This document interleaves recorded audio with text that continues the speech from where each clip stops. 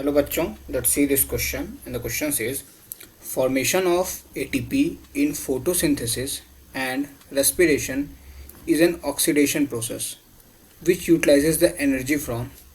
So options are option A cytochromes, option B ferrodoxin, option C electron and option D carbon dioxide. So its key concept is phosphorylation. This phosphorylation. What is phosphorylation? Phosphorylation means formation of ATP. Phosphorylation. Phosphorylation. Phosphorylation means formation of ATP.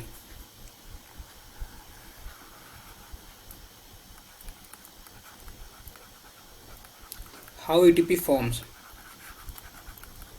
So,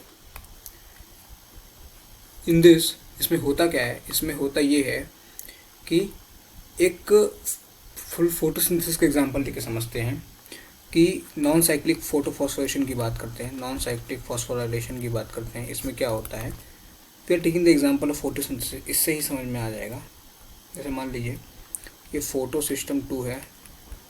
non cyclic photophosphorylation में दोनों photo system participate करते हैं. PS1 भी participate करता है and PS2 भी participate करता है. सो ये PS2 हो गया, दिस इज PS1. अब होता ये है कि इलेक्ट्रॉन फर्स्ट सन जो कि अल्टीमेट सोर्स है एनर्जी का, वहाँ से लाइट गिरी फोटो सिस्टम 2 पे. तो जब लाइट फोटो सिस्टम 2 पे गिरती है तो फोटो सिस्टम 2 का इलेक्ट्रॉन एक्साइट होता है. इसका इलेक्ट्रॉन एक्साइट हुआ, ये इसका इलेक्ट्रॉन एक्साइट हो गया.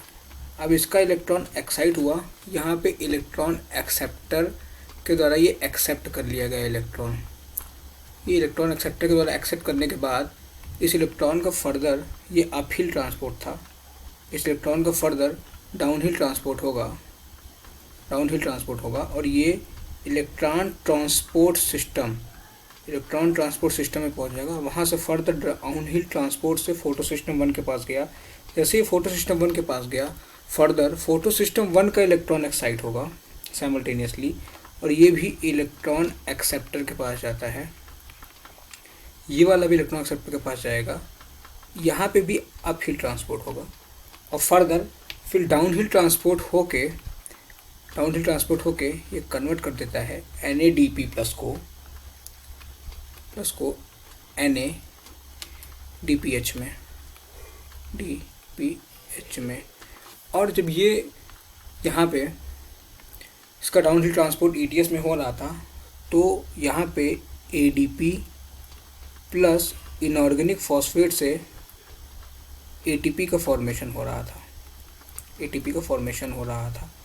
सो ये इस मैकेनिज़्म के हिसाब से, नॉन साइक्लिक वाले के मैकेनिज़्म के हिसाब से हमें ये पता चला कि जो formation of ATP in photosynthesis and respiration is an oxidation process.